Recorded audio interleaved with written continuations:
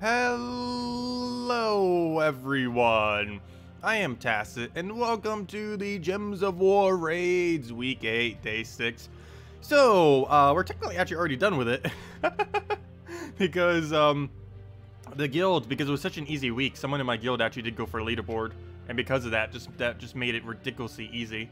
I ended up hitting level 1302 off stream, of course, during one of the little pet thingies. So, yeah, gained another level. Slowly and sure, but surely, we shall reach level 1,400. But, yeah, now we have the major orb just kind of sitting there, ready to go. It's not under games, it's under guild and raid boss. Yeah, we already finished out raid, so our guild only has the one orb left. Guess we'll take it in a moment. But hello, everyone. Hello, Zeddicus. Hello, and yes, everything did go well. Thank you for asking.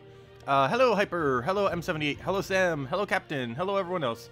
So let's just open it, and please be something good. It's so pitiful what all the other rewards are, though. Like here, have 6,000 gold and 600 souls. That is like nothing in comparison. Hello, Enoch. Hello, Ellen. Hello, Danny. Welcome, welcome, welcome. Please, not green. No! The only orb you needed to not be. Well, that's unfortunate. Very unfortunate. That is more worthless than anything. A small orange would be better value than that. Oh well. That is bad.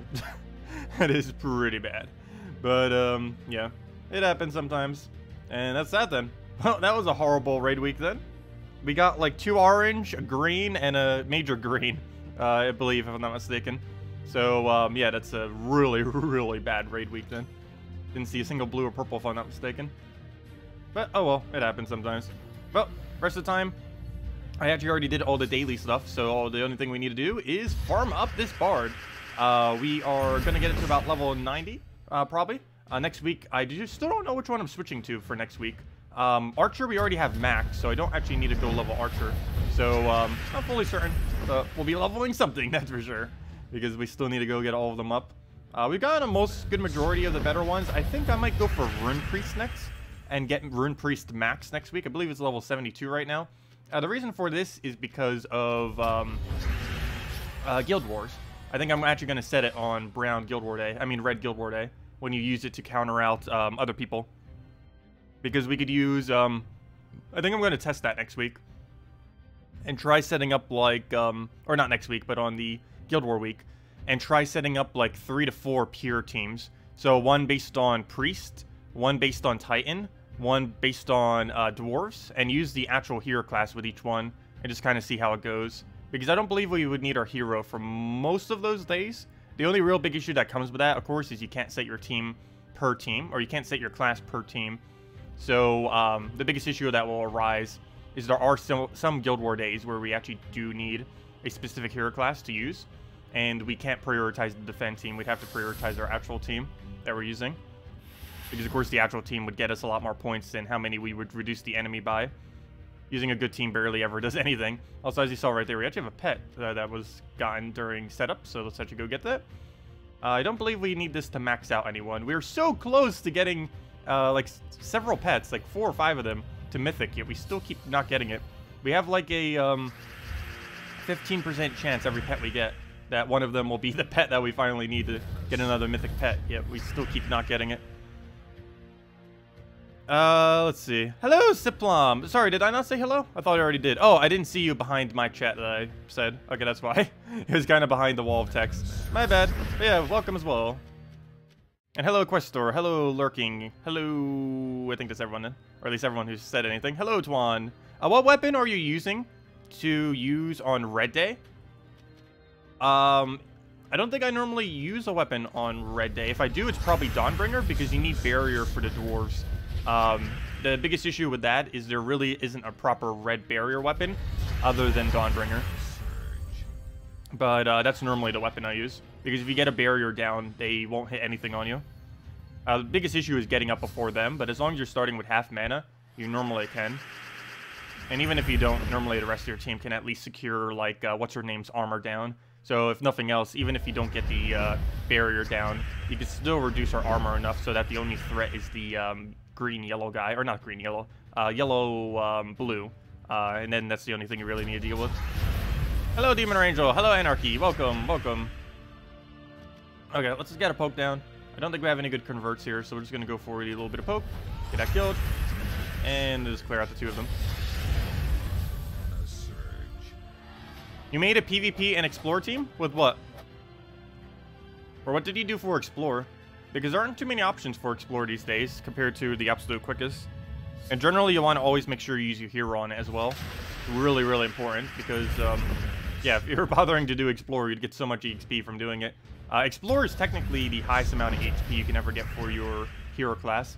That or clicking challenge is very quick, but that gets very frustrating after a while since there's no repeat button. But you would get technically the most EXP per hour by doing those, and it's upwards of 180, anywhere from about 140 to 200 EXP per hour. PvP is quite a bit slower, but you get a lot more resources from it, other than just EXP. Plus, you're getting ingots. And that's the other issue too. One of the reasons why I'm actually not doing that, like doing mass explore for EXP. Well, sometimes I do to rush it along a little bit, but the reason I'm normally not there is there's no ingots there, and we are going to max every hero class way before we max all ingots. So it's a little bit more of a priority to have the ingot focus down. What's with the middle button on the new map? Oh, that is likely going to be shifting between, oh yeah, I still haven't posted that video yet. We went over that earlier, but if you looked at their social media as well, yes, they did post a spoiler of the new map, or at least some part of the new map. I don't know if that's the big one, or if that's what you were referring to, but, yes, it has a button at the bottom that allows you to go to the underworld, and I assume there's other locations other than just the underworld. But yeah, there's basically going to be different layers of the map that you can then shift through. KrissTigger, of course, is the main area. That's what the world is called. That main area that you see whenever you go on the map screen, that's KrissTigger. It's mentioned many times in the lore of the game and everything. And then the other one's the underworld, and I believe there's some kind of overworld. I don't know what it's probably not called the overworld. It's called something else. And then there's maybe even other areas, who knows. But there's definitely an underworld. We know that much. As far as more than that, we don't currently know confirmed yet, I don't believe. But we will in time. Okay, we'll go take a red over. And just kill it out. Runic Blade. Runic Blade for what? Runic Blade tends to only really be used for arena for the most part. It's basically the arena weapon you run for every arena, assuming you don't have Dawnbringer. It's the next best bet most of the time, just because it gains 10 to all stats, and obviously in arena, 10 to all stats is insanely overpowered. It takes a little while for it to get going, but once it does, it's very, very strong. In some instances, it's even stronger than a Dawnbringer, though more often than not, Dawnbringer is more powerful. Dawnbringer is a lot safer, and technically has a higher max hit. Though the Runic Blade does make your hero more unkillable after it gets first kill, compared to Dawnbringer. Okay, what do we need here? We'll go and just take the skulls. And that is a match. Just clear it out. Hopefully we get like 3 eyelets. I'm pretty sure we're close to getting a level on this, which is good because we actually get an orb. Though then again, I don't know if it's good if we get another orb. Our luck with orbs so far have been really abysmal this week. Every single orb. Except, wait, no, actually, I believe we did get purple on Monday. But that was technically from last week, that orb. So that doesn't really count. Okay, we'll move that over. Take a, we'll try Ubistat. I think that's enough damage. Yeah, it is. Good.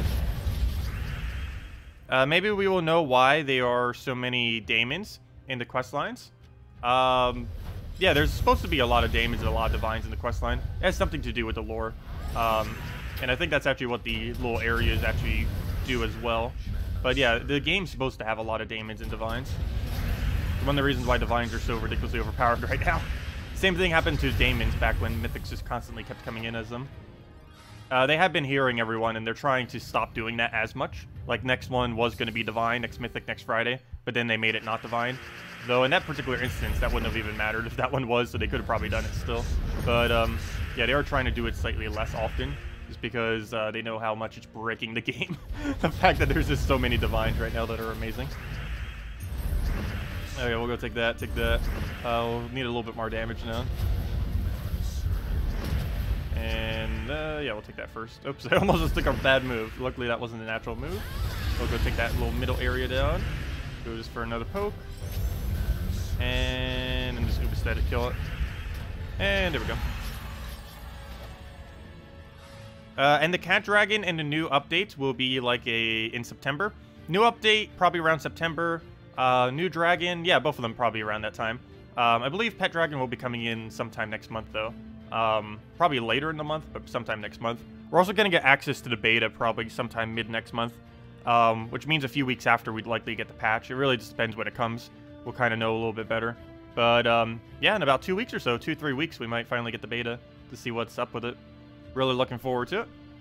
I don't know how much I'll be able to say about it. Probably not too much once I do get access to it, but we'll see. Main thing I'm interested in is if they are indeed adding the game mode, like they mentioned in the past. I'm not sure if it's still in their plans, but if they are indeed adding a new game mode, I'm really interested how and what it is, what the rewards are, what on earth you do with it, if it's infinite or if it's sigils and stuff like that.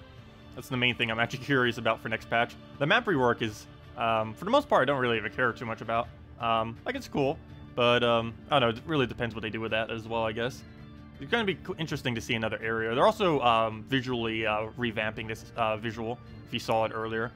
They're making it a little bit more minimalistic, actually, and more fantasy-looking. It's kind of weird. They took away all the fantasy appearance from everything, except for the map. They're making the map look more fantasy-looking, which is weird, because they took it away from the interface, yet they're adding it back to the map, which, I don't understand that logic, but that is what they're doing.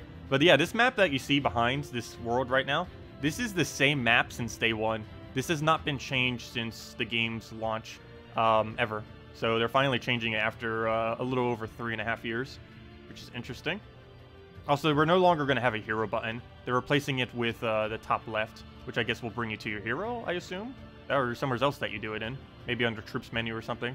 But the hero weapon is going to be replaced with a troop menu, or not a troop menu, but a world menu to switch between worlds.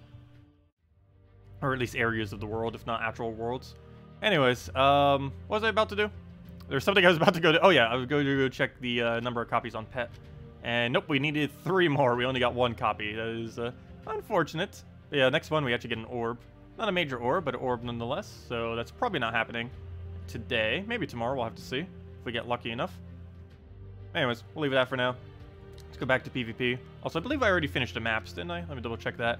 Don't forget to do the maps if you don't mind doing them. Decent amount of resources. You're going to need gem keys for next Friday's Mythic as well, so might as well stock up on them now. 90 gems, 8 glory keys, a little bit of everything. All that's pretty useful for next Mythic. Anyways, let's go and completed that, completed everything. I guess it was PvP then. Excuse me. We'll go into there. Ugh. Sorry, I didn't see your team. Runic Blade, King Salinas, 2 Satire Magicians, all fully traded with Banner of Progress. I can do both Explore and PvP. Interesting. I think it would be a little bit too slow for Explore though, wouldn't it? Because you wouldn't be able to 4 times kill with anything. For PvP, I guess you could bring it in. For PvP, I don't think it'll be as bad. I just don't think it's going to be quick enough for Explore at all. Generally, with Explore, if you're not winning in like 20 seconds, your team is too slow. Or at least this late in the game it is. Just because there's so many things that can win that quickly. At least in that game mode. Of course, PvP normally takes a little bit longer. But sometimes you can win that quickly as well. Though normally when it gets fire bombs, does it go that quick? The normal battle's more like 1 minute to 2 minutes. Let's go clear this out, and then we'll go switch to that for 1 battle. To see what it does. Hello, Marcelo. Welcome. And hello, Bucktron. I almost just called you Bacon. I guess I have food on the mind. Let's see. We'll go for a poker. And if you guys still have any other questions or anything you want me to go over, just let me know. Good evening, the Krail. Welcome. Oh, Italian sausage. That sounds good. Everything is food right now. Okay, we'll go and just throw that down. He'll explode. Actually, we'll just do that. And now he'll explode, and down he goes. Takes himself out. Okay, let's go do the Runic Blade team, assuming we have a real team to go fight. So how are we doing on PvP rating? I know we're not like anywhere near leaderboard, but I'm curious how far it is, because I'm not even trying at all, and we're currently at 35,000 as far as ranking, not points. If we were 35,000 points, we'd definitely be on leaderboard right now. So yeah, it does look like the amount of points required to make leaderboard has drastically gone down as of recently.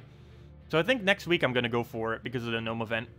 This week it looks like it's going to finish at about 31,000. Next week I assume will be about 35,000 because Gnome event. But yeah, I think we'll try for it next week. I don't know how hard I'll go, but I know on the weekend I'll definitely be playing quite a bit. But yeah, we'll try for it again. If nothing else, we get epic ingots, so that'll be useful. Other than that, it's going to be Gnome event anyway, so we're pretty much already going to be playing quite a bit on the weekends. So I might as well just put in a little bit more throughout the week, and we'll probably get it. We'll have to see. But that'll be the game plan then. So I'll probably ignore a lot of my daily tasks next week. Any of the longer ones, just because we'd want to spend more of the time in PvP when we are actually playing, and not bothering with anything else. Though we are going to have invasions next week, but we'll probably be able to do kind of like what we did this week, where we basically stopped on Friday, because the rest of the guild would be able to do... Basically, we do all of our battles. We buy to tier 5. We do all of our battles before then. And then once Friday comes, we just focus all in on treasure gnomes. Because I think we've ended up making like the 4th highest in my guild right now. And one of them went for leaderboard, so technically the 3rd highest if you don't count them. Because obviously going for leaderboard would always be a ridiculously high number. So is the firebomb still faster for explore leveling? Oh, I meant to go switch to runic blade. But yes, firebombs or elspeth are still the 2 quickest. Generally everyone just runs firebombs though. It's just more convenient and more consistent most of the time. Alright, let's go to a mid-range team. Let's go try this with the runic blade thingy. So 2 musicians for silence spam. We need a runic blade. That's not how you spell music. Wow, I cannot spell right now. Music. Get in there. Boom. Boom. Runic. And why does everything keep hitting the Y right now? I just can't type. Here. Let me sit up straight. And now I can type. Okay. Put that right in there. And the other thing we needed is the King Salinas. So let's go into that. Get that. And really, there's gonna be that many still. There he is. And King Salinas. I believe that was the team that was suggested. Pure yellow. We'll set our banner to probably something that has -1 into all that. And that would be it. +2 green. I mean, +2 yellow, +1 green. Is there any other ones that are worth going for that also do the same? I do not believe there is. And there we go. Okay. So let's get into it. So it has a lot of silence, so at least have disable spam, which would be nice. Runic blade we're not going to be able to do much with immediately. So we'll take that.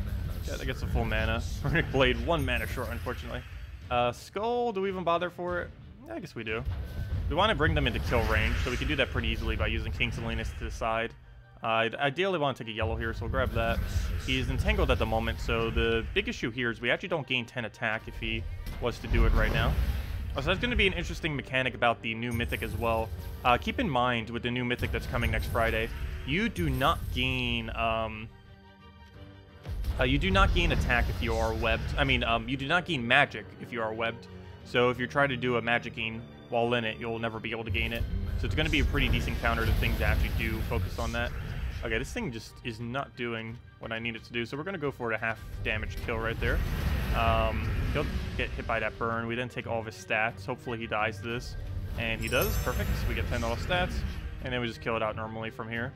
So let's go take Brown. I don't believe Satara does the double. Oh, no, it does. I thought you didn't. Okay. Well, he actually does when there's only 1 enemy left. Very nice. I was sworn that he didn't used to do that. But he does, so that's pretty convenient. Does basically Knight Coronet damage then. And take the Brown over. He just skull pokes us. I could have sworn for sure that he didn't used to do that in the past. Hate when they switch mechanics when it's just out of nowhere. They normally don't even make mention of it. Like some of the times the interaction of some abilities change. But yeah, he does indeed double hit now. There we go. That was weird. It took the guy a little longer to load. Let's switch back. Yeah, it's okay. Silent spam is always pretty nice because of how well it disables. But I still feel like it's just a little bit too slow. But it gets the job done. Yeah, enjoy 20% Bard while you can, because it's not going to be around for too much longer. Of course, just the rest of this week.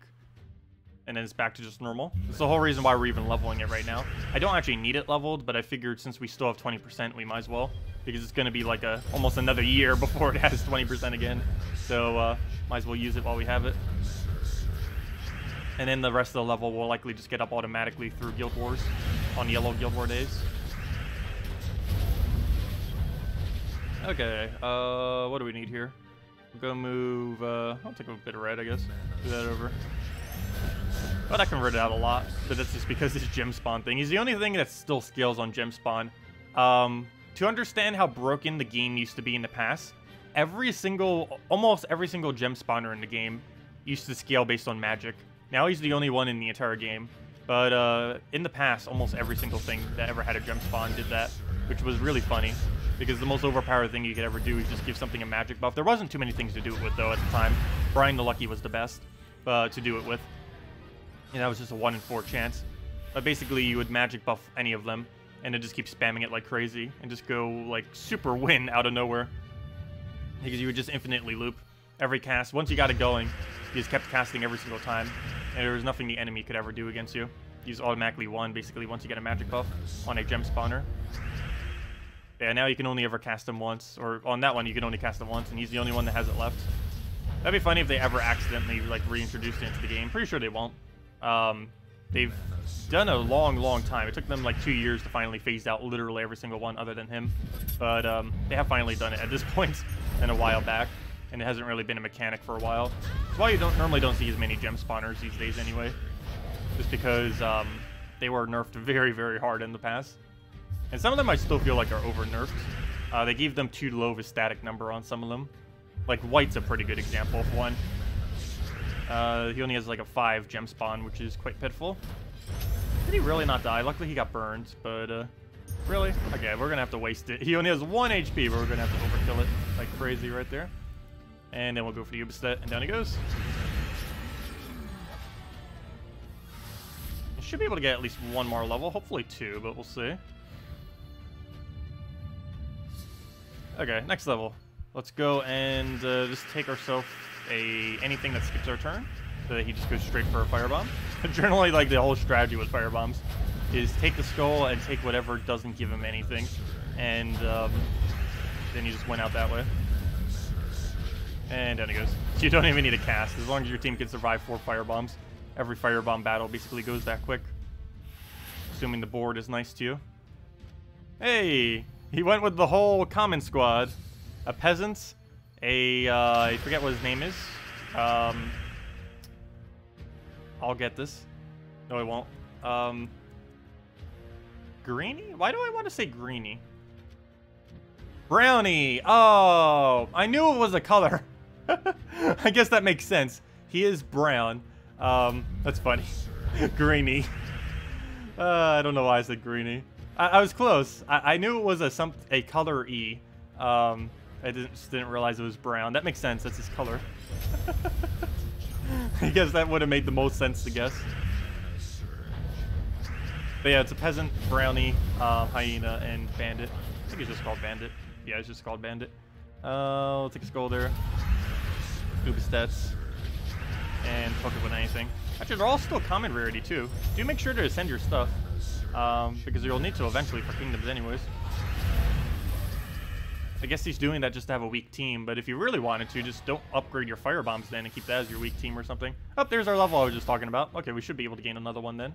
That brings us to what? I didn't actually see it. We clicked so quickly. 88, so we'll be able to reach 89. Then we'll reach 90 to 91 tomorrow. And then we leave it there forever. And to let it slowly get up over time through Guild War days.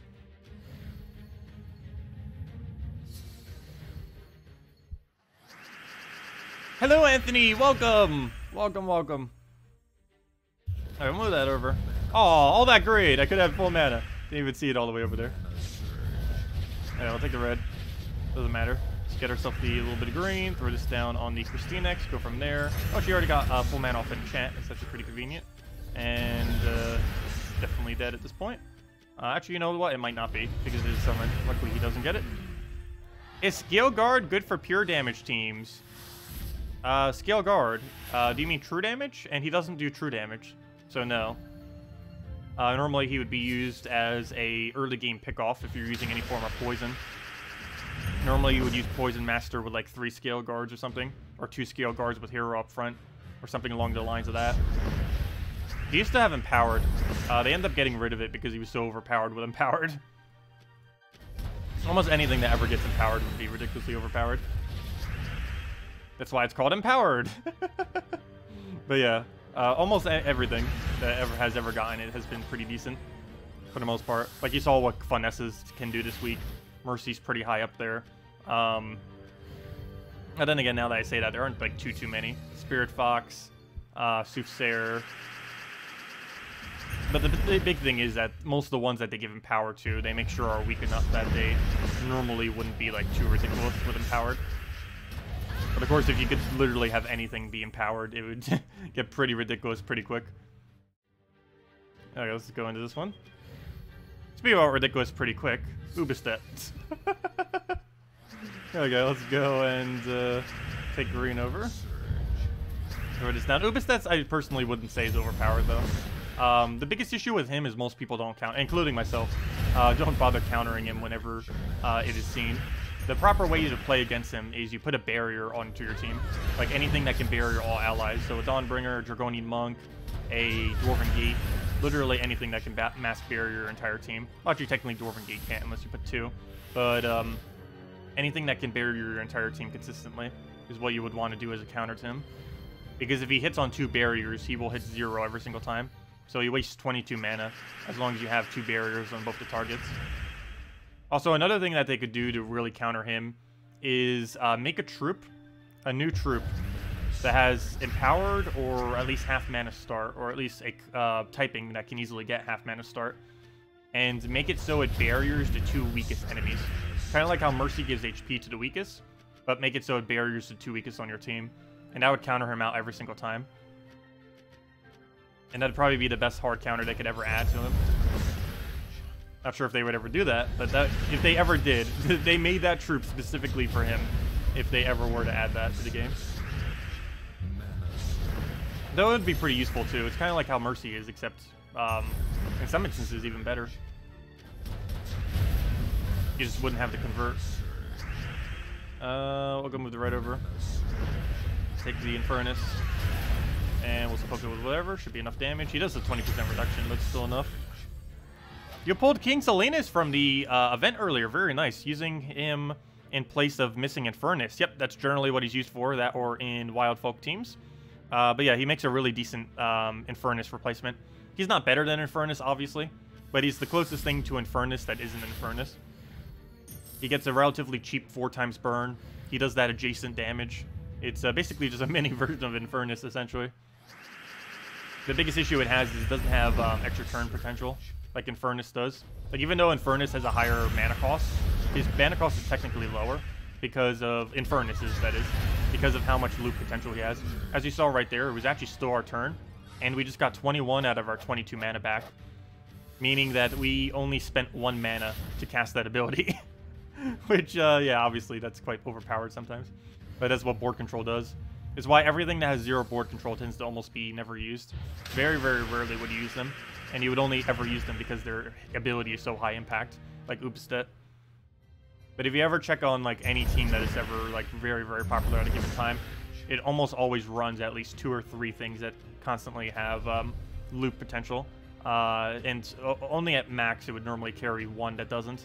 And the whole reason why it would carry that 1 is because it's using it for quick damage output or for the excess mana. Alright, we're gonna move that over. Throw Infernus down. Oh, let me take Skull. Good thing I misclicked that because I actually wanted that Skull first. Do we have alignment on this? We should. Well, all that board, I would assume so, but it doesn't look like we do, so let's go throw... I'm just gonna go for Ubistet here, because it's in skull range. And grab that Skull, because that'll be enough to kill him as well off this Infernus, and then we just go and... Oh, never mind, he's still alive. Well, we'll go throw another one down, and now we'll kill it out. There we go.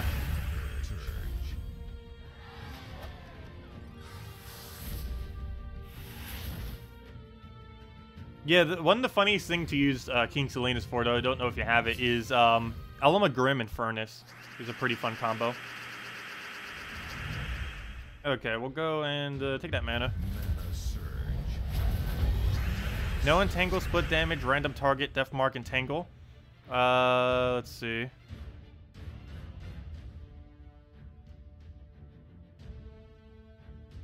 You mean literally attacking the enemy with constant damage? For example, Scale Guard, Bunny Nog, Tall. Wait, what was the previous thing that you mentioned? Oh, I see. You mean like pure damage teams. Well, normally Tall isn't used for that. Bunny Nog would be if you were up against Knights specifically. That's the only thing it's ever used for. There's a lot of Knights earlier on in the game. Not too much later in the game, though. But, yeah, pure damage teams. Normally, pure damage teams need more extra turn potential, though. That's a big thing holding Scale Guard back. That's why you put Poison Master to kind of make up for that some. But you'd have to Poison Master and then Scale Guard, Scale Guard. Is generally the strategy, and then you just keep repeating that over and over again. You pass your turn every time you use Scale Guard, but at least earlier on in the game, as well as mid-game, it does enough damage that you can get away with it. We have an extra turn there. For a second, I almost didn't catch that. We'll go move that down, go through our Furnace, and should be good to go from there. That will be enough to just wipe. Just go through another one, and it's pretty much the entire team, and then we just go King Salinas in once. And that'll be our kill.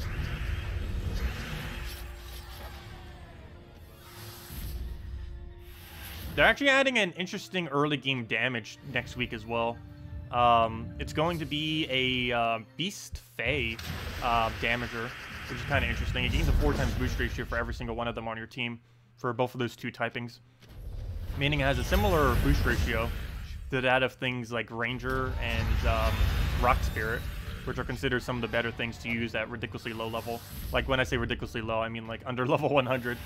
But yeah, the new troop coming in next week, really, really good early game troop.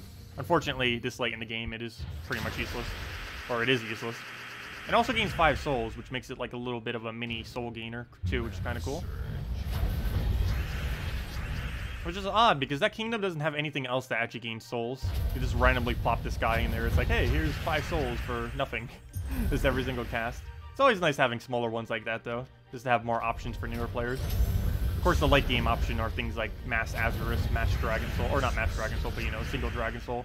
And just spamming it with whatever Fair Shiraz you have available. Also, with that being said, don't forget, some of that is craftable this week. Let's see, Dragon Soul, Christinex, and Gurgulfa, if I'm not mistaken, are still craftable this week, as well as all day tomorrow. You still have about 24 hours. Of course, the only time you'll be able to get more diamonds is right now, and tomorrow. But tomorrow will be Diamond Day, where you can get a couple hundred of them, and even more if you go for the $5 pack thingy, if you really want to rush it. But, yeah, don't forget about that, because there's a couple pretty decent things in there. I don't think there's any decent mythics at the moment, though. No. No good mythics. But as far as legendaries, Gurgulfa, Dragon Soul, and Christinex, particularly Dragon Soul, Christinex, particularly Dragon Soul, best first common in the entire game, as well as just the best troop in the entire game at a lower level range. At lower level range, about level 300 below, there is literally nothing stronger than Dragon Soul. Towards mid-game and late game, it does become weaker, but it's still always useful, because you still use it for daily tasks, and it's still always good for souls. Also, all the best soul farming teams use it as an option. You can use Valkyrie as an alternative, but generally you do go Dragon Soul for it. But yeah, you basically just Dragon Soul, kill out an entire team off of that when you do challenges, and you can also do it in PvP with Dragon teams and do 20 damage to all enemies consistently. And you get that the second you get them. It doesn't matter what your stats are. You do 20 damage to all enemies per cast, and he gains 15 souls per cast as well, which means in 3 casts you reach the max capacity of souls always, and he gains mana back off his ability. Normally he gains about half his mana back, if not more. The amount of explosions he does is based on his magic, so that will be a lot lower earlier on in the game. I think it's around 6 or 7, depending on your level. But yeah, it's still overall really, really nice. It's also not trait dependent, so you don't need a single one of its traits. It just makes it slightly tankier if you do, but it's definitely not required. But highly advise getting him by the end of this week if you're towards earlier on in the game. Even if you don't. If you don't own a Dragon Soul right now at any point in the game, it's a really, really nice one to have around. Yeah, Ubistet, I think, will be next week. I want to say it'll be next week. It's been 7 weeks now. It's almost been 2 months, and no Ubistet has been in the drop table. I don't know where he is, but it's on rotation, so it has to be any day now, any week now. Yeah, it's either next week, the following week, or the week after that. There's no way it's not one of those 3 weeks. It's almost been 2 months now. Actually, if it's not next week, it would have been 2 months with him not being in the drop table. And the rotation for it's only like every 5 weeks. The problem is he came in at a weird rotation that made it take so much longer, which is why we haven't had it for ages. But it should be any week now. Yeah, I know. I think I'm even going to craft a second Ubistet just for fun. I don't need a second Ubistet, but I want a second Ubistet, and we have enough that we can craft 5.5 Mythics right now. We have that many resources that we can. So, yeah, I might as well just go get an Ubistet. I don't see why not. Get a second one, because obviously I only have one copy of it at the moment. There isn't much a need to have two, but it is pretty funny having two. Let's see, I'll move that over. It makes for a funny defend team, too. Not too many people are still using it, though. I guess because how easy it is to counter. All someone has to do to counter it if you're using double Ubistet is, again, just set your team to barrier spam, and the Ubistets can never do anything. At least with the Infernus on your team. Even if they are using barrier spam, your Infernus tears through those barriers so well that you don't really need to worry about that bad side of Ubistet. But if you ran double Ubistet with no other damage, the biggest issue with that is they run barrier spam and you just instantly lose. Even something just like a Dawnbringer would probably be enough barrier spam to not die to it. Yeah, let's move that over. Get this Infernus to get cleansed would be great. We'll move that over. Take a skull, throw this down, and that'll be that.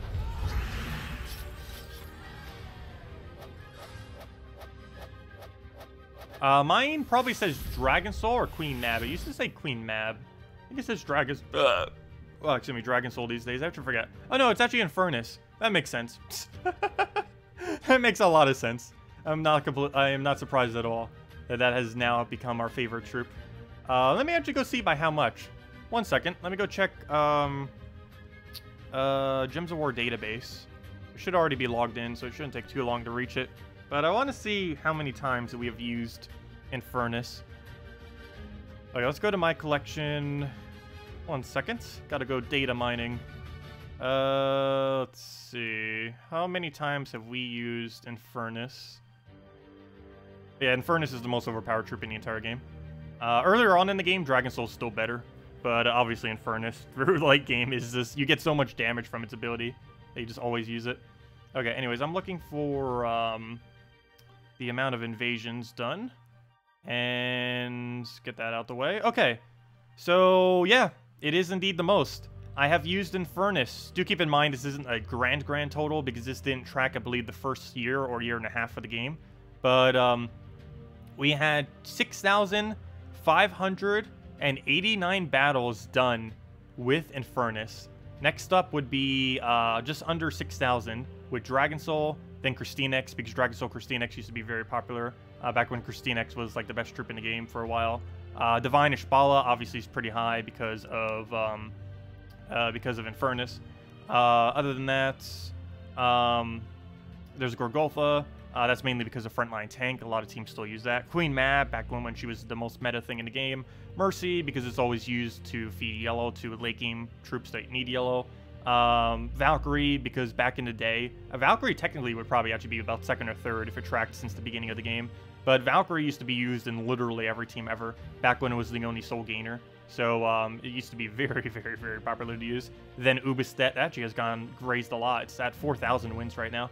And then it kind of goes down by a lot. Then it goes to Bombot to 2,803, back when Bombot was meta for a little while, a couple months there. And Soothsayer at 2002, because that used to be used with the meta Queen Map team back when she was really good. Then Kraken at 2001. Then it basically just goes down to not worth mentioning because it starts getting to quite low numbers, like below 2,000. But yeah, my top 5 then is Infernus, because it's the most overpowered right now. Dragon Soul, because of soul farming, and it's still really good in 4x Dragon. Christinex, mainly because of the old 4x Dragon team, but also because most 4x Dragons still run Christinex as well. The current one I don't use, though. The current 4x Dragon I use actually uses Glitter Claw instead of Christinex. Divine Ishbala, for the obvious reason, it's just insanely good with Divines. And there's so many good Divines. And Gorgolfa, because it's the best frontline tank in the entire game, and that's still applicable. There is, of course, Stonehammer, which has 80% reduction, but it's not worth using because it blocks too much mana. Very few teams ever bother running Stonehammer. It's almost always better, if not always, to just use Gorgolfa. Oh, how do you check? Go to GOWDB.com, standing for Gems of War Database.com, but you just go to it's the initials of that, GOWDB.com, and just link your account there. takes a few minutes, and then go to your page. Then make sure under the tools section to have the invasions ticked, and then it'll show you how many battles you've done with everything. And if you started within the last 2 years, it should be fully accurate data. Though if you started earlier than that, it won't have battles from like the first year, year and a half of the game, because the game was never tracking it back then. Alright, we'll just go and throw the poke in there. Oh, what are you doing? I think we can still win this though. Get an Infernus in there. Need to get another Infernus before he destroys us. There we go. That should be fine. He just hits us and that's dead off the Infernus. Yeah, Gems of War Database. I should probably do another video on Gems of War Database. I haven't gone over it for about a year. It's a really nice tool. Main reason I haven't is there hasn't been as many features on it, because the game has actually been adding some of the features that the Gems of War database basically had. Like, for example, at one point within the game, you could never see what trait stones you required for all 3 of your traits, but then they finally added it. But Gems of War database used to be used for that a lot, to kind of see. It also used to be used to see what uses magic, but now you can just see on its ability. It doesn't show the full breakdown, like what it's actually like boost based on, but it, like this, for example, is 2 plus whatever its magic is, but it doesn't actually say that on this. It just has the number highlighted. But Gems of War database still has that breakdown. Something that they recently added, or I should say Lila recently added to it, because she's the one that runs it. She ended up adding the, what's it called? The weapon breakdown to it too. So now you can go and, a feature that doesn't exist in the game right now, is you can search for the specific perks of weapons, which is not currently possible if you even try control finding it in the game itself. The problem with it is it doesn't actually track the trait thingies. Like, for example, if I go and bring, if I go search for burning right now under weapons, for example, it will not bring up the ones that have ingot-related perks. There's no way to search for ingot-related perks for whatever reason. Kind of weird that you can't do that, but on the database you actually can. But like, for example, let's say I look for Mighty. You can see right there, that's one of the perks. So let's go type in Mighty, and like 0 things will come up. Because, and I did spell that correctly, but the reason for this is you just can't search for perks. But on the other thing you can, which is kind of cool. But anyways, yeah. Definitely worth checking out if you haven't already in the past. It also has some leaderboards and stuff like that on there too. Okay, we'll move that. Go for red to brown. Take a purple. Get an Oopstet down. Get an Infernus down. Hello, Medieval. Welcome. Take a red. And what else do we need? Let's take a brown over. Get a little bit of hit. Go do a little bit of AoE to everything. And let's kill it out. We're just seeing an Azura on that team. But then again, Grapple Pot, you don't have to use a Grapple Pot on a Goblin team. It's pretty good even without on a Goblin team. Because all you really need to do is use it for its constant AoE damage with extra turns. It doesn't necessarily need to be with Goblins. Of course, you gain the most amount of benefit from it because you gain so much HP so quickly. Okay, let's go into this one. And go from there. Hello, Manu! Welcome! Okay, what else do we have to move around? Let's go and take those 2 right there. Get our Surge, very nice. Go and just go for a poke here. Get that on High Forge. If anyone still has any other questions or anything you want me to go over, just let me know. Actually, after this battle, I guess we'll go over next week's troops too. I already did a couple times in the past, but I might as well bring them up again, just to kind of go over them real quick for any of you that are curious, or didn't hear it from earlier. And of course, we'll do that more officially tomorrow night as well. Do you think Pixie would help with a Goblin team? No. It's just not worth it. Its exchange rate's not worth it. It's 8 mana, if I'm not mistaken, just for Fairy Fire. Or is it 6 mana? Regardless. Even though it's extra turn, you basically wasting an entire troop just to get 50% more damage. More often than not, you would get more damage just from using Goblin on your team than using a Pixie. There just isn't really any instance where you'd bother bringing it out. Because there's 2 conditions. For one, they need to not be immune to it. And the other is, it's only 50% additional damage. So you would have to hit the troop that you Fairy Fired 3 times with actual damaging abilities that are spell related for it to actually have been worth you using the Fairy Fire on it. And more often than not, that is not the case. The reason why Fairy Fire is decent on other troops is they can do it in 0 downtime or very minimal downtime. Like Glitter Claw can extra turn on it, or at least do some damage if it doesn't do extra turn on it. Queen Titania can Fairy Fire the entire team without using a single turn, as long as you keep extra turn spamming. And stuff like that, which actually allow you to Fairy Fire without really wasting anything. The biggest issue with her is you're using an entire slot just for the purpose of Fairy Fire, and she has nothing else to add to your team other than that. So there really is never a need to use her. Even in early game, you would never bother. You'd be better off just using something that's a really high boost ratio instead of her. Even something as simple as Spirit Fox or something would be better, or even Siren, or literally anything other than her would pretty much be better. There's so many good green purples out there that aren't her. Anyways, let me go over the new troops real quick, or the ones coming out on Monday. Just real quick mention those. Let me get them into our own little tab so we can go and see them. We'll go bring up the nice little shiny page for them as well, and go from there. Let's see, move that over, move that over. Let me go bring a window capture for that, wherever it's hiding.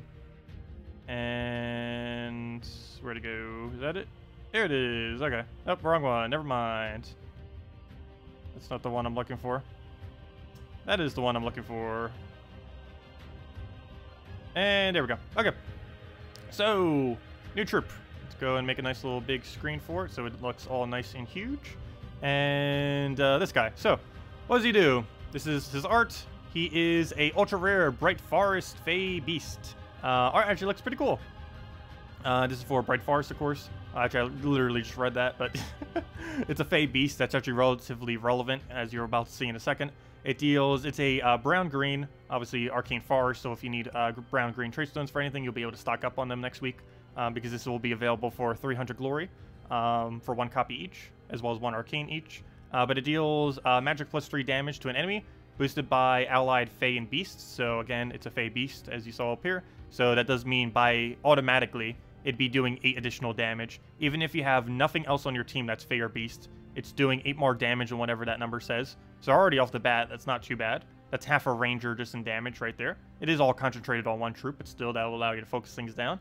And it also gains 5 souls. So a little bit of free souls. Of course, that's not too many, but if you're a newer player, that could definitely make the difference. If you're just randomly using this troop on your team, you'd gain like 10, 15, 20 extra souls every battle, which is kind of cool. Other than that, traits are not too bad either, at least from an early game perspective. It has Fey Bond, which is a little bit more life to phase, which you might be using given that a boost ratio is off it. Also, this kingdom does have a lot of phase, though I do not believe they have a lot of beasts in this kingdom. It has 20% agile, so you could use it more up front in like first or second slot, probably more so second or so. I don't think you'd really bother putting this thing in first because you'd want to keep it around so you could keep using its damage. But you wouldn't want it too far back in your team because you'd want to make sure you still have troops alive to boost ratio off of it. And other than that, it has Mana Shield, which of course is immune to Mana Drain, or mainly the main thing is Mana Drain. It's also immune to Mana Burn and Mana Steal. So it has all those aspects going towards it. And that's actually somewhat relevant from this kingdom because there's quite a few things in this kingdom that actually do have Fairy Fire. So there's a little bit of a counter to that in a way. But yeah, that's the main troop that's coming in next week. And of course, we have the standard raid one as well. So if we go click back real quick and go click over to, what am I looking for? I'm looking for this one. So if we, oops, wrong one. That's just the art for it. That's this one. And if we go to this guy, he is, of course, just the standard epic, though he's a pretty decent one. He's, of course, from Bright Forest. He's just Fey, no other classification other than Fey, which also means that next week's invasion will likely just be all Fey again. Or not again, but, you know, it'll be all Fey for next week. It destroys an enemy's armor, which is already very relevant. This is invasion, so that's already insanely good. It then deals magic +2 damage to them. So basically, this thing will be one-shotting everything it touches, especially if you had it at 4 times, 5 times boost ratio, because you're tearing all the armor, and then you're doing is really high damage to it. So that's the strongest invasion troop that has ever been added to the game, basically. So should be a pretty easy cakewalk. Raids was really easy this week, and invasions next week is pretty much going to be equally as similarly as easy. If you do bother to trade it, it gains a Nature Storm every single time the enemy dies, which is going to be useful because there's quite a few greens in this kingdom. It has Bark Skin, which will be some skull reduction, which almost every single one of these invasion troops have some amount of skull reductions because they're supposed to be used in first slot most of the time. Almost always you put your invasion troop in first slot. Very rarely do you not. And other than that, it has Siege Breaker for 3 times to 5 times, which is just the standard thing that it makes it do more damage to towers. which is why you normally put in first slot, because tower in invasions, you once you get to the later ones, you're up against 4 towers every single time. And that's everything that's coming in next week. Or not all the things coming in next week, but everything coming in on Monday, I should say. Of course, we're getting a new Mythic on Friday as well. Actually, might as well go over that too. Oh, we're already here. I don't think they've completely fixed the everything on it, though. I'll go X out that one, and this is the new Mythic. Do keep in mind some things are inaccurate on it, and they might still be revamping it. So, for example, it's not going to be Divine. It's been confirmed multiple times now that it's not going to be Divine. I believe it's going to be an Elf monster, if I'm not mistaken, which is a little bit of a weird combination because that does not look like an Elf. But it definitely looks like a monster, I'll give it that. But nope, that's about right. That's funny. But it's a green, yellow, purple, at least as of currently. Keep in mind, this could change. It deals webs all enemies, which will make it so they can't gain magic for its duration. It also makes it so they have 0 magic for that duration. That does not mean their ability does nothing. It just means whatever their ability has that boosts based on magic will be zeroed out. And that doesn't mean they'll do no damage either, because some things do have base damage, like a +5, a +10, a +2, or something like that. So you still have some kind of amount of damage on most things. Though there are some that do none. Like, for example, Web Spinner would do 0 damage if reduced to 0 magic. But other than that, it does true damage to the 2 weakest enemies, a decent amount of it. So, I mean, to the 2 last enemies, my bad, not to the 2 weakest enemies. And then on top of that, if they die, it does 15 explosions, which should get a good majority of its mana back. It basically acts as a Gorgolfa if it was to actually get a kill, which is pretty cool. It's also the highest amount of mana generation on any true damaging troop currently. Marilith is technically more consistent at gaining its mana back, but this does a lot more damage. But the only problem is it's conditional based on actually getting a kill on if it will mana generate or not. And if it doesn't get a kill, it does not mana generate that much. As far as its traits, if I'm not mistaken, it is the only troop in the game that has stealthy plus impervious. Oh, I didn't bother checking that earlier. I should go double check that. But if I'm not mistaken, it's the only troop in the game that has that combination. Stealthy being so it can't be targeted, impervious being that it has immune to nearly everything. So that's actually a really nice combination. Problem is its final trait is abysmally bad. It's just a 50% chance to summon a Tome Spider, which is actually bad. You should not get its final trait until you are forced to have to by the game, because that final trait technically makes it weaker, not stronger, because the Tome Spider is useless and it just blocks some of its mana. So I wouldn't really bother with it. I believe it's a red-purple that just like hits all enemies for a small AoE. It's not even true damage. It just hits everything for a small AoE, and then it throws a web on a random one. So Tome Spider, not that good at all.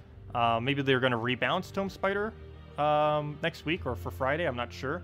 If they were, then that might be different, but currently that final trait is useless. It'd be better not having it than having it. Is so bad. So that's what the new Mythic next Friday looks like. Anyways, let me go close this out, bring that up, go get rid of the window, move this back into the little thingy, and go from there. Put that right back there. Okay, anyways.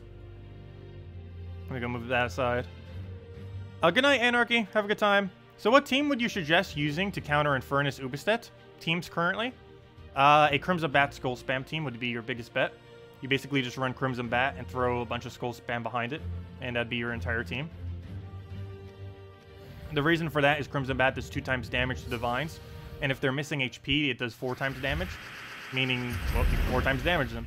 And a general Divine team almost never carries skull reduction. Like you see right here, nothing on this team has skull reduction, unless our hero had it. But our hero has none, unless we set it as one. Though if we were using the proper one as Divine hero class, it has no skull reduction. Infernus has no skull reduction. Ubistet has no skull reduction. And Divine Ishpala has no skull reduction. So you just plow through it with 4 times skull damage the entire time. Nearly every skull just one-shotting pretty much. And that's essentially what you do to kill it out. You can still lose against it. The other thing that you can do if you don't happen to have that fully traded, because it does require fully traded Crimson Bat, or at least ideally fully traded Crimson Bat. I guess you could technically do it with first trade Crimson Bat, but you would only do 2 times damage, not 4 times. But, and it does stack. Both his 2 times do stack if it's a Divine plus damaged, which is why it's so strong against it. It also stacks with Hunter's Mark. So if you were to have, let's say, your hero with an easy way to place Hunter's Mark, and you were using a Crimson Bat onto Divine, you can do 8 times skull damage to them, which will obviously one-shot them in pretty much every instance, because this team and most Divine teams do not have attack reduction. So whatever attack you have, you're pretty much going to be keeping.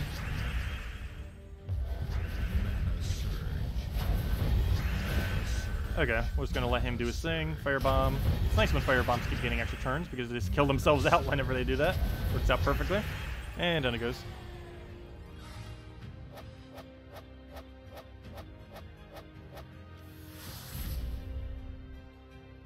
Oh yeah, you can see the new maps images on their social media. I think Demon or Angel just posted it. Oh, someone probably posted on the forum too. That's the link he probably just sent out. Yes, you're going to be able to craft Ubistet very soon in Soulforge. Hopefully next week, though it's completely random when it will happen. Well, not completely random. It's running on a rotation, but it came into a really weird rotation where it's like almost never in it. But it will be very soon. Hopefully next week, though definitely within the next few weeks, we'll be able to craft Ubistet. And I'm probably going to craft one as well. Yeah, for all we know, it could be next Monday. I'm sure hoping it is. It'll be funny to go use two of them together. There isn't much a need to, but I do want to just for fun. Did you miss anything? Redeem code? Oh no, we didn't give out any redeem codes this stream. We did two during the previous stream though, in the morning, which I haven't uploaded yet. But of course those codes are already dead by now. We'll get the skull over. Run the furnace down. Please hit first slot. Good job. And then we just Ubistet it and dead.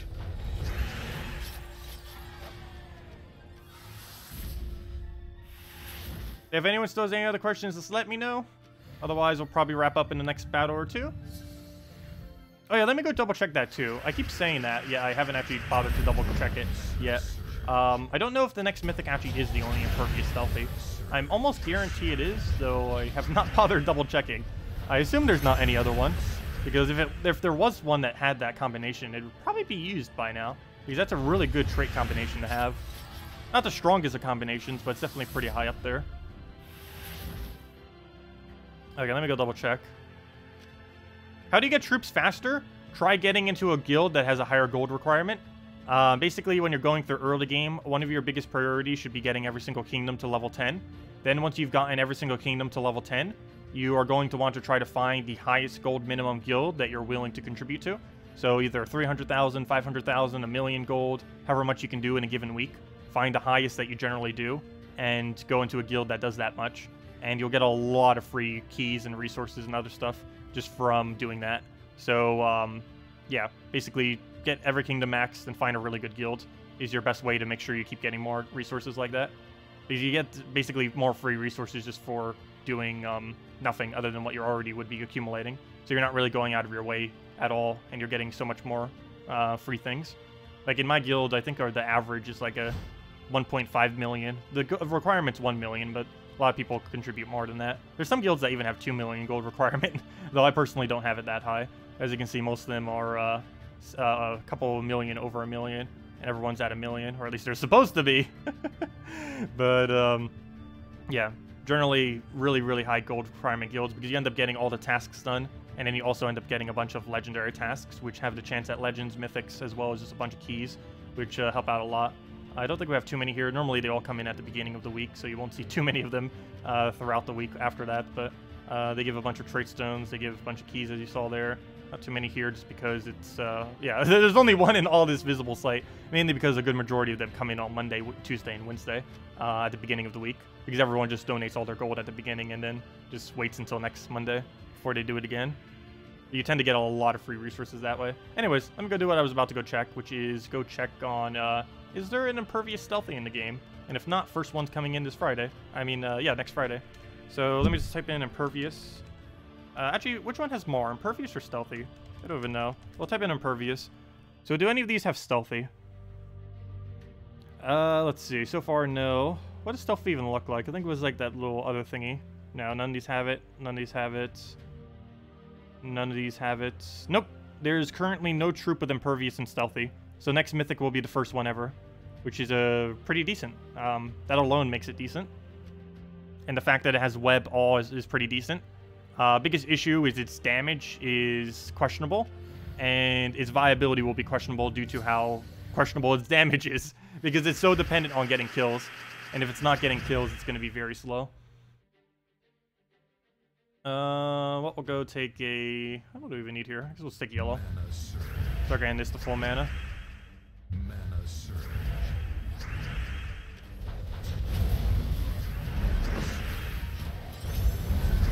Well, generally, what's considered a good guild, or at least a good mid to late game guild, a good mid game guild would be something around a organized guild that has anywhere from about a 100,000 to 300,000 gold requirement. A good end game guild would be any guild that is pretty decently organized, that has 500,000 to a 2 million gold requirement. Anywhere's in that ballpark, somewhere's in there. 500,000 is basically the minimum to be able to do all legendary tasks. I mean, all basic tasks, which would get you to legendary tasks. And anything higher than that basically just secures legendary tasks, which give a bunch of keys and a few other small resources.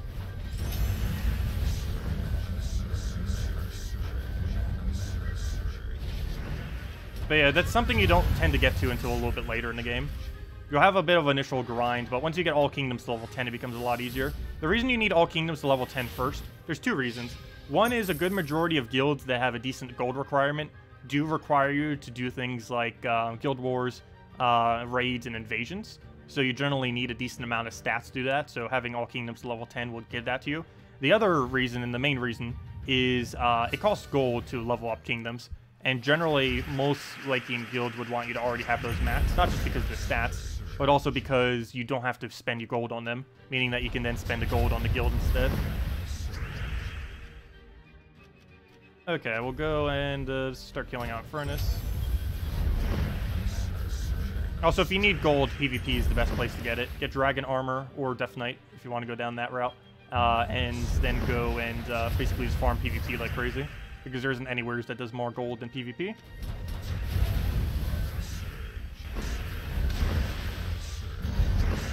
Okay, he'll just poke us some. Oh, he just gained Barrier. No! The Barrier counter to Ubistet. Hate when Dawnbringer does that, when I don't have an Infernus up. You can actually win now because of that. Let's see. Let's go grab that. I'm actually going to Infernus here. Never mind. Okay, well that was, well, that was lucky. Very lucky. 2 skulls out of nowhere. And down it goes, off of it. But anyways, guys, is that all the questions? Otherwise, I believe that will end it for now. We'll be back tomorrow, same time as always, 8 p.m. Eastern Standard Time, 1 hour prior to now tomorrow. We'll be going over the troops again, kind of like what we did today, except with the nice little official images. And other than that, we'll get to see what the invasion weapon is, too. I don't know what that currently is. It's probably some kind of Mang-like weapon. Hopefully it's useful. Other than that, I hope you all really enjoy your weekends. And yeah, we got quite a bit of content coming next week, just as a recap for next week. Monday, of course, there are the 2-1s, new troops I went over. It's going to be a Bright Forest event, so it's going to be good to use event keys next week. The invasion should be pretty easy because the invasion troop that's coming in is ridiculously good. Other than that, Wednesday will be a yellow Guild War pet, the one that gives you extra armor on yellow Guild War day, or whenever you use 4 times yellow, but of course the only time you normally do that is Guild War days. Some PvP teams do use it. Other than that, Thursday is Archer class. Archer's not the greatest of classes, though it is pretty well-rounded. Other than that, Friday we're not only getting a new Mythic, but we're also getting a Gnome event, the Treasure Gnome event. So it's a Friday to Monday reset next week is going to be really good for farming resources, because you'll be able to find a lot more Treasure Gnomes, as well as Vault Keys from those Treasure Gnomes, and that will just greatly increase the amount of resources you'll get per hour doing almost anything within the game, other than Treasure Hunt, obviously. You'd want to be doing mainly PvP, challenges, and Explore. Mainly PvP and Explore. Probably PvP. It depends what the event is that week. But yeah, that's pretty much everything. Hope you all enjoy the rest of your weekend, and I will see you all later. Goodbye, everyone!